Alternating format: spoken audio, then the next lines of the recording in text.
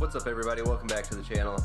As you can see on screen here, we are back in Forza Horizon 4 today. It is the start of the winter season, and for this season we got a new car with a really cool history, I gotta say. This is the ATS GT. I'm not even gonna attempt to pronounce the full name for this company. I know I'll just end up butchering it. We'll take a look here in Forza Vista real quick first. I'm going to do this one kind of how I did the last one. I thought it just kind of flowed a lot better. We'll go over the car here in Forza Vista, but then we'll jump into customization, throw a build at it, and then we'll take it out and drive it a little bit. I did drive it just a little tiny bit stock, and the reason I'm not driving this one stock either for you guys is because this car is based off the Mclaren 650S, so it shares a lot of components with that car. It actually drives a lot like it as well in the game. So we won't really worry about how this thing drives and handles stock. It's a really great car though stock. It does handle really well. It's got plenty of power. As you can see from that shot there in the back, actually we'll jump back out and take a look at it because I kind of did glance over it pretty fast there. It does have a fairly different packaging for the engine here in the back compared to how the 650 looks. You can obviously tell it is the McLaren engine if you really look, but it does not have the same exterior dress-up stuff that the McLaren one has. You can actually really tell too without looking at the front that it does share a lot of components with the McLaren. It has a very similar body line. It's just, once you know that this car is based off of it, you can really pick out a lot of those details. You can see the huge floor pillar there for the carbon fiber monocoque this car has. The interior on this thing is probably one of my favorite parts about it. It's really, really great looking on the inside. While we're looking over the car here real quick, I will talk a little bit more about it. If you guys don't know, ATS was actually almost an offshoot of Ferrari basically. Basically, a few employees were disgruntled with him for letting his wife control too many things, so they left, started this company. Tried to compete against Ferrari in Formula 1, didn't really work, so after like a year they ended up just switching fully over trying to do production cars, and they actually only produced one model, the ATS 2500 GT, which is kind of what this car spiritually is based off of. They actually went out of production in '63, I believe it was. They only ever built 12 cars, which they're only building 12 of the modern ATS GT as well. I believe they're doing it just to live up to the heritage of the 2500 GT. I would just assume that, considering they're only making 12. They're all supposed to be different from each other. No two are supposed to be identical, so it's a really special car. We will take a look, or listen here I should say, at the way this car sounds here in Forza Vista real quick. I almost could not find the starter when I first went to check this car out.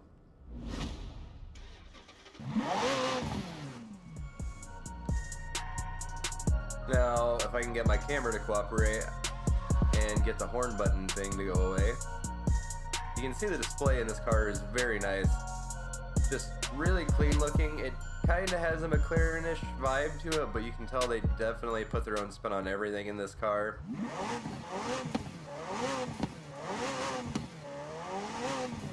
Sounds really great. I'm pretty sure they just reused the sounds from the McLaren, but I could be wrong.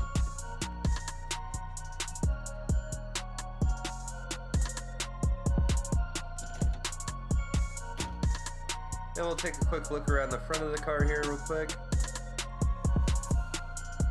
I think it really shows that this company's original heritage, even though they were bought out, the namesake anyways was in like 2013 I believe it said, and it's now under new founders. You can see that it has a Ferrari heritage just to the overall way that the design of the car is, but you can really see the McLaren underneath. Another thing I wanted to mention about ATS that makes this company so special is they were actually the first Italian sports car designer to actually put out a production mid-engine car. Before them, nobody else in Italy had done it, and they were one of the first in the world to actually do it as well. Alright, so as always, we'll start off over here in conversions.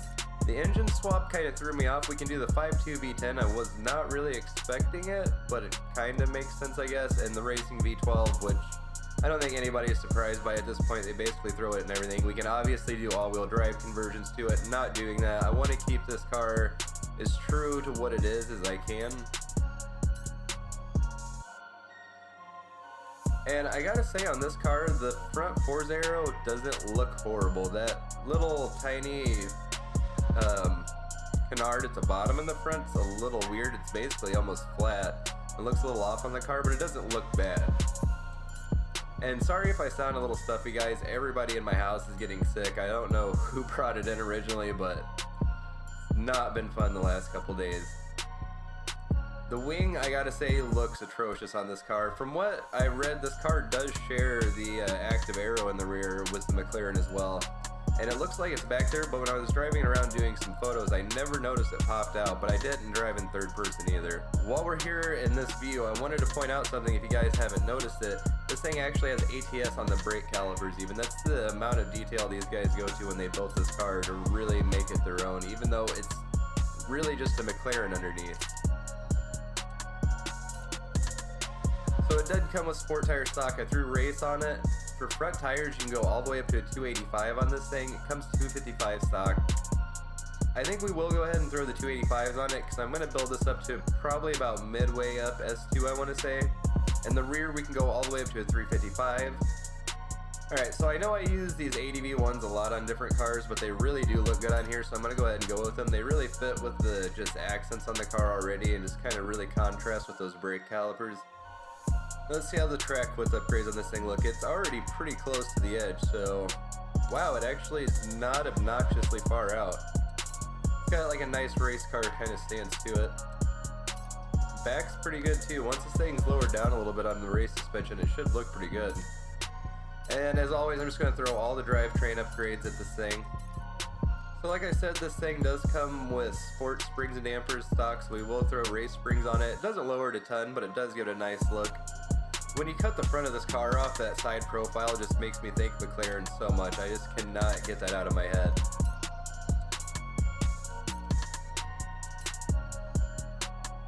We will not be throwing a roll cage in it. We are going to check weight reduction out, see how much weight we can shed. This thing is exactly 3,000 pounds, 42% weight distribution. We go all the way down to 25. I think I'm going to go sport though. I don't want to make it too light and too skittish because it is still a rear wheel drive car. Okay, so we're at 920 S2. I want to get this thing to just about 950. I don't really want to take it to the top of S2 because I feel like it'll kind of run the car and it'll just be kind of really difficult to control and drive. Alright, so we have cams, flywheel, intercooler. I'm gonna wait to do turbo. I'm gonna see what we can get out of pistons and the rest of it. I really don't want to introduce too much turbo lag in this thing because once again it's just going to affect drivability on the car and make it a little hard to get it out of corners and keep it straight. Alright, so without doing any turbo upgrades, we're at 940. Oh, we only get 45 horsepower and it really doesn't give us much lag at all. So that's almost exactly where I wanted to build the car, so that's perfect. Alright guys, so I'm going to go ahead and jump in and just do a little bit of baseline tweaking to this thing, and as soon as I'm finished with it, we'll go through and I'll show you guys what I did. Alright, so I got a quick baseline on it to test out. It should work pretty well on this car. We'll just have to see if we have to do any real tweaks to it. For differential, on accel lock it's 54, decel 13. For braking, I went 52% front, which is pretty normal for me. I did give it a little bit more brake force because when I drove it, they didn't really have as much pressure as I wanted. Dampening stock, I didn't touch it yet. I did not touch springs other than lowering it just a tiny bit. I don't want to mess with that until I actually drive the car upgraded and see if it actually needs any adjustments there. Same goes for the anti-roll bars. For base alignment, I went -1 degree front, -1.2 degree rear. That should give us a pretty nice handling characteristic for the car. Keep it from wanting to understeer on acceleration out of corners and keep it from snapping around really aggressively on me as well in the rear. I did bring the front caster up to 5.6 just to make the car a little more stable on the straightaways. For gearing, all I did was bring the 6th gear back a little bit, as you can see on the graph, and then 7th gear I kind of just threw off the edge a little bit. I don't think we'll really need it. It's not going to be necessary. It's more like a highway cruising gear. And for tire pressures, I did what I always do. I just went 20.5, 19.5 rear. And for race tires, that's just a setting I always run. For rally tires, it's a little different, but that's what we're going to do here. Alright guys, as you can see, we are back outside of our house now. I gotta say, I'm really happy with the ride height and the tire selection, or wheel selection I should say, on this car. It looks really, really good.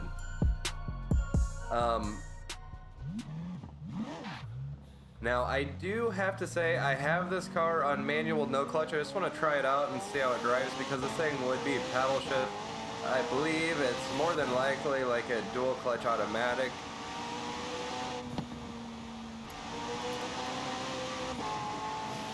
But when you...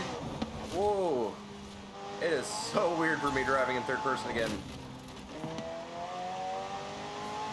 As I was saying though, when you're driving something like this that shifts so quickly, it's really hard to get the clutching and shifting right in the car and have it handle very well. A lot of times you'll engage or disengage the clutch wrong, and what that leads to is you end up sliding coming out of corners because you end up kind of bouncing the rev limiter for a second and then the clutch fully engages. And all of a sudden you're spinning up the tires.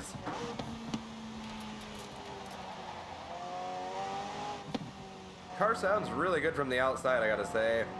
Switch to the interior view here so I can actually see what I'm doing though.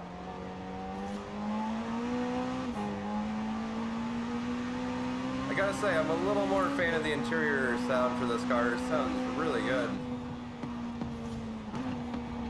Now we are going to go ahead and take this thing straight into some races because I want to see how it drives in non-icy winter conditions, to be honest, because it kind of just runs the way a lot of cars handle driving them here in winter, especially a supercar like this.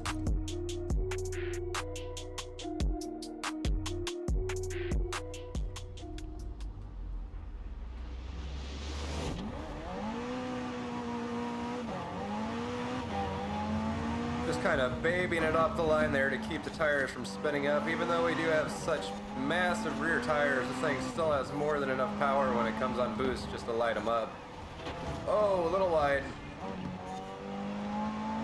Just a little scrape there. Still gotta get used to the car, especially with all the upgrades to it. Not to mention driving in Horizon with no clutch and left foot braking. I've never drove this way here in this game. In a lot of sims I drive cars like this, like GT3 and stuff, but it's a lot different feeling here in Horizon.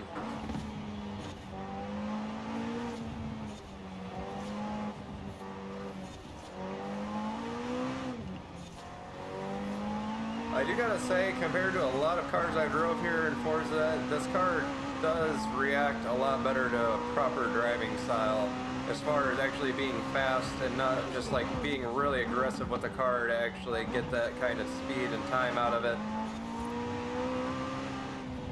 A lot of cars in this game, I feel like you just have to overdrive them compared to what you would in any other sim or real life to be able to get to their potential, which that's what it's made for. It is an arcade-based game. It does have very good handling for an arcade game, but it is still just that. Oh! Barely was able to keep it on the road there.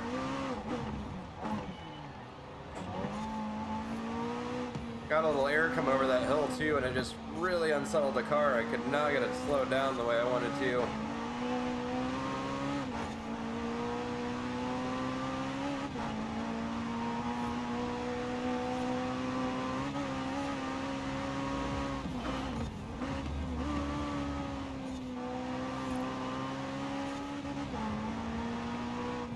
Kind of rode the limiter there coming into that corner, but it worked.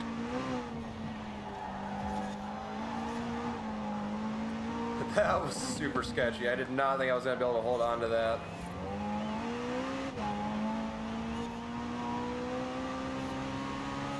The car feels really nice and tight on the wheel and direct. That's one thing I gotta say I like about it, although it can be a bit snappy at times.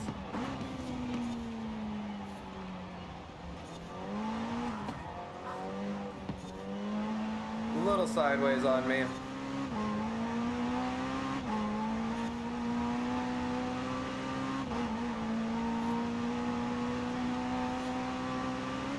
This thing pulls amazingly well all the way through the gears. I don't know what happened there, but looks like there was some sort of an accident. I do feel like the suspension rebound settings could use the suspension settings could use a little bit of tweaking on bump and rebound just to get the car to stay a little more flat, but it's really not bad. It just has a little more weight transfer than I would like for a car like this. Oh.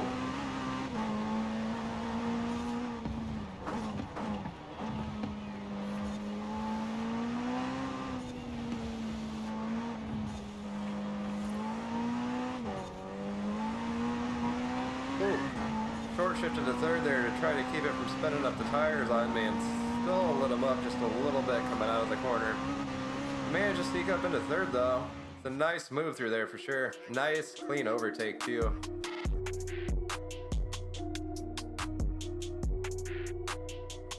Alright, so we will be doing one more race for this video. I decided to go to the Lake District Sprint. I haven't done this in a while, and it's a little bit longer than some of the others.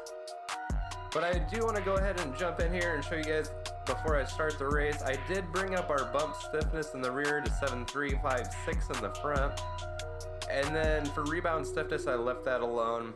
And then on our springs, I ended up stiffening the front up to 636 pounds an inch, and the rear spring rate, I actually brought it down just a little bit to 937. Hopefully that helps keep the car a little flatter in the corner. We'll just have to see how it does though.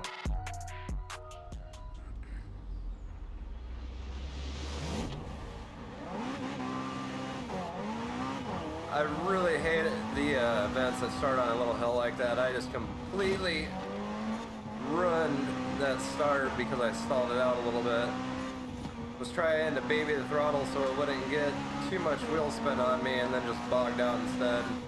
I gotta say though, the suspension tweaks seem to be working. The car definitely feels a lot more stable in the corners.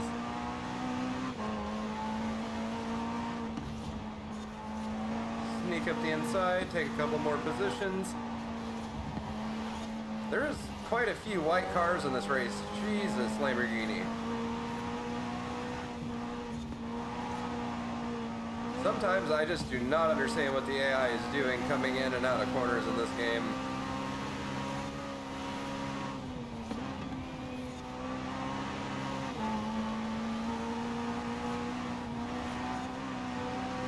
Thing just pulls so hard out of the corners now that I can keep it stable and actually get on the throttle. Had to go wide to stay off that BMW.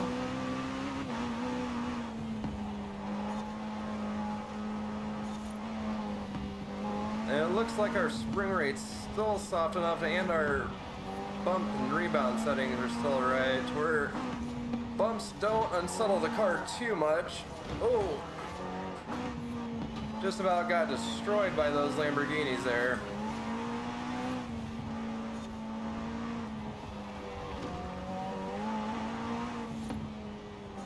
Definitely one of the harder sprint races here in Horizon. Very technical and a lot of elevation change going on. Oh, almost went into that wall.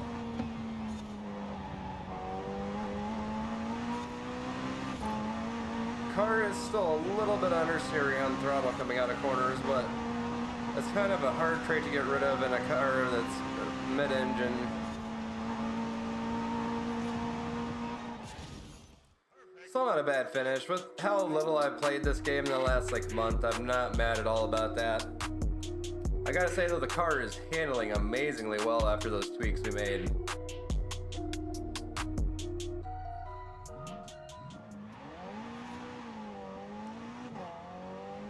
So guys, that's going to bring us up to the end of today's video. If you haven't got the car already and you have time to go out and do it, I highly recommend doing it. It's a really cool car, very interesting history to this thing, and it drives great. Don't let my driving today give you kind of like a full impression of how good the car is, because like I said, I am very out of practice here in Horizon, and it takes a lot different driving discipline to be fast in this game than really any sim title. This thing has no traction here in the snow. If you guys want to go ahead and try out the tuning setup, I did it here in the video, feel free to. I'm not going to end up sharing it, but you guys can copy the settings. I'm honestly pretty happy with it. I would highly recommend going and doing custom events with this car though, if you want to try it out. That way you can actually get some nice dry weather conditions to actually see how the car really drives. For this thing, I don't know if I actually mentioned it, we only have to get 50% completion. which wasn't really bad. I did the PR stunts, I did the new Showcase remix with the taxi, which I gotta say, it was actually pretty fun racing the train with the taxi. And then I also had to do one more event. I did have one daily challenge, but I was still only at 49%. So for that, I ended up doing the weekly challenge, which didn't take really long at all. You just gotta take the 69 Camaro SS out and do a few different, I think it was 20 great speed skills, 3 drag events, and then get 5 passes in a race, which doesn't really take very long. If you guys actually end up doing that, I do have tunes shared for the Camaro. One is street, one is drag. If you want to knock them out really quick, and we almost went straight into the trees.